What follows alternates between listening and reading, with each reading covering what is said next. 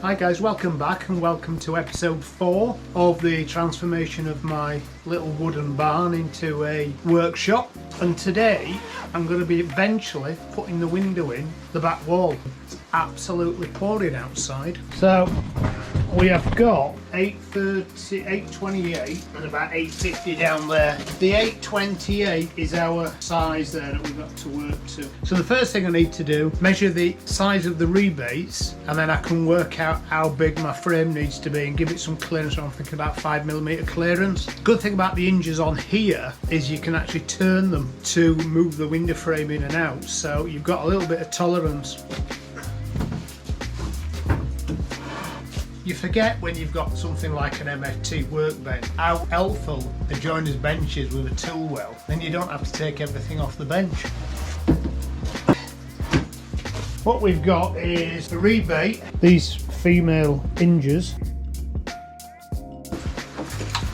So you can see that groove all around there. The actual rebate of the window frame has a little projection on, so when the windows are closed it locks in there. So that's 762 by 980. We have got 828, 928, 928. That's the maximum opening. We need a bit of clearance, so I'm going to leave about 4mm. Our windows are 762, so 862, 762 to there, plus a clearance of about 4 or 5mm.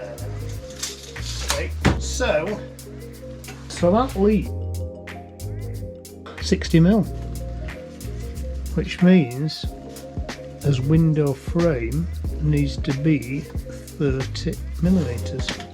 Now yesterday I've buried part of the staircase and I'm thinking that might make a nice window frame.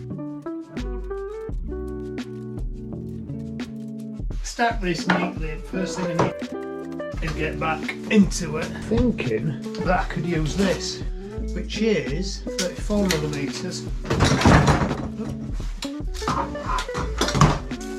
So my choice is use that, which is really good, or rip this down in half and use this timber. For the want of a window frame, I could probably find something better to do. Not this piece, I've got a much longer piece, but find something better to do with that than a window frame maybe. So maybe I should just rip this down and make it out of this. So I think this is 63mm. By the time I put that through the evolution, it will be perfect. 782. 787.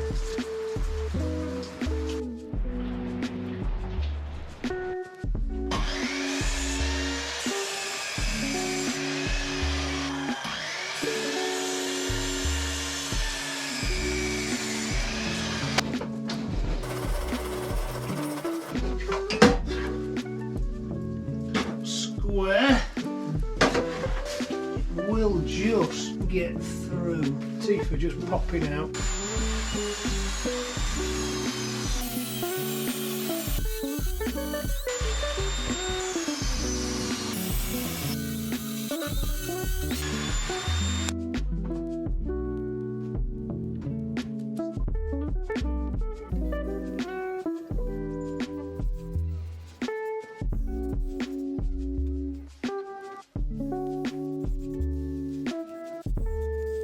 Real easy way to square a window frame up rather than measuring the diagonals is to get a stick with a little panel pin in. Put that in that corner, make a little mark, bring that corner and make a little mark. Half of that distance there is out of square my window is, so that's about what, 3mm, 4mm, 1/8 of an inch, so it's a 1/16 of an inch out of square. I think I can live with that. If you make loads of window frames you end up with a million marks down your piece of wood, and eventually you've just got to run ampling down just to take them all off and start again. Then eventually after about 10 years your stick's wafer thin. Right, let's try the windows in.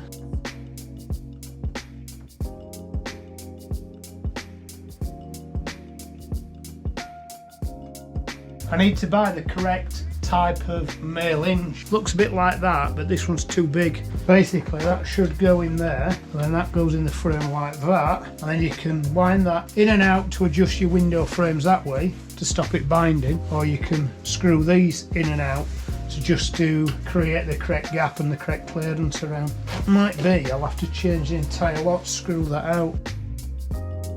I'll actually be able to climb out of this. My wife said I should have put a door in, I pretty much have. Right, let's see if I can put a sill in here then.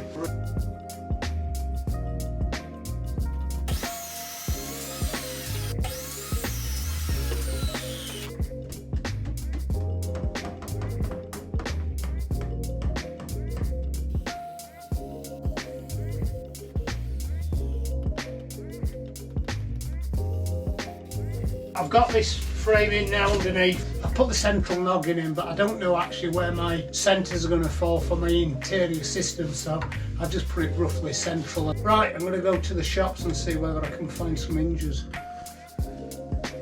Morning! It's still chucking it down. So I went to the DIY shop yesterday. I took one of the fasteners off there. All I could buy was these. So the first job is to open it and see whether these work. Oh, €7 a pair, so I hope they're fine. Pins don't fit that, I did know that, so I was hoping, tried to match them so that, and that was the same size, and the hope I could just screw these back into the window. Ah, good.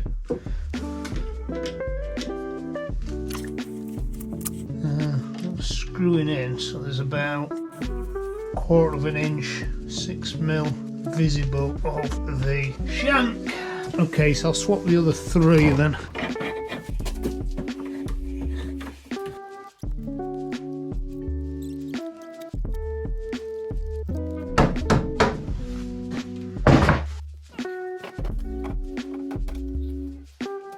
Right, so that's, see a little gap there, so that's about 2mm.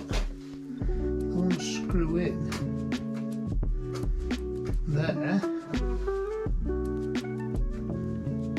there, and there. So basically we've got the centre line of that there, and we've got that in there, which is there and there. I need to find the centre line of that, which is there, and that is where I need to drill an hole. What I need to do is find a drill bit that I can drill an hole in, like we've got in there, that's large enough so when I twist that in, this thread bites into it.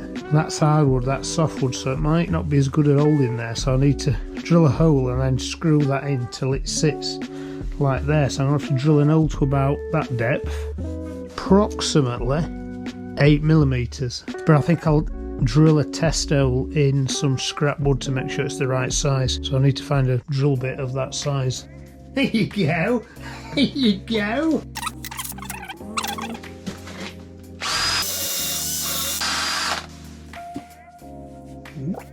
Hey, we might be onto a winner first time round, Gracie. Wow, that's going to do it. Right, I need to find centre, which is there and there. Let's drill a little pilot hole.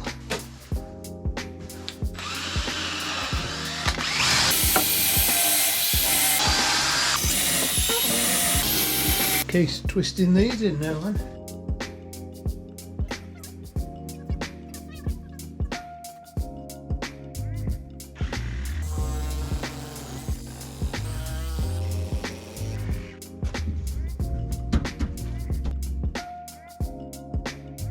I'm going to fit the frame as far in as I can and keep it plumb, so then when I come to finish off the inside of the barn, it gives me the maximum opportunities. If I push it this way, then when I finish off the inside of the barn, because the windows open inwards, they won't actually fold back on themselves, end up stuck open at 90 degrees. Seeing that I'm going to sort of finish the top there and potentially actually also plumb the thing out, I really need this to come forward about there, which is about 1 5/8 inwards. So I'm going to put that there and just put a screw in just to hold it in. 5/8. Now I need to just plumb that up. You can really see now how far the back wall is out of plumb. Probably have to just put a cleat on there just to hold it while I get the window in. I've got these brackets, so I think I'm just going to put one there and screw that window there just to hold it while I get the windows in. I can shuffle the frame around a little bit then.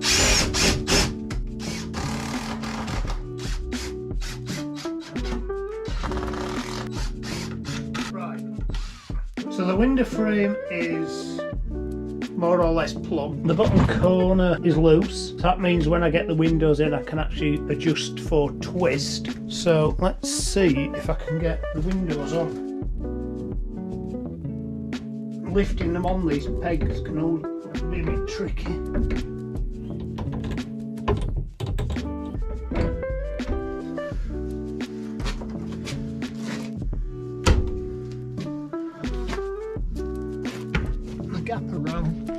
The gap around it is okay. Let's see if the other one goes on.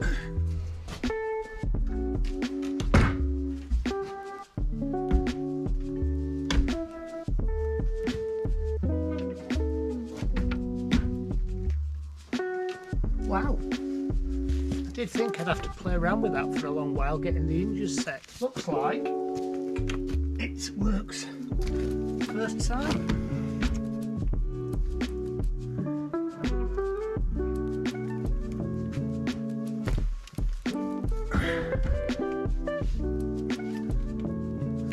Right, okay. There's a gap there, so that means it's a bit twisty.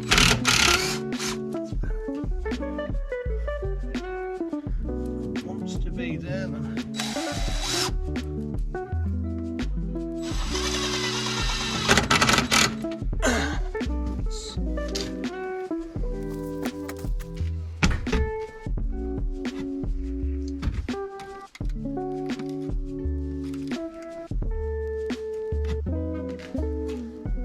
That's perfect.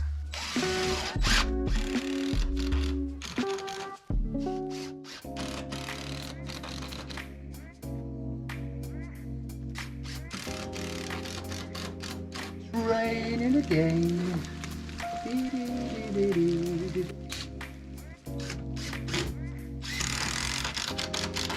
We see there now how much the back wall's leaning.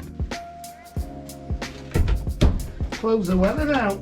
Next job I need to do is just create a little hole for these pins here. Them up a couple of times and down a couple of times. As me, a little tiny indentation there. There's only going to be about 3mm of timber left, so really it needs a little bit of a steel plate cutting in there to hold them in. You can see there, that's all I've got, that dimension there. Fashion that's a bracket, but fashion a plate like that from to hook over. It needs to be thicker than that, then that's what, 2mm, so about a 4mm plate. Where would I get a piece of 4mm plate? Wood burner, I'm looking at you. See it? So really I need to cut that out and then inset a 4mm plate in the front, screwed in there like that, to withstand the pressure of the windows opening inwards.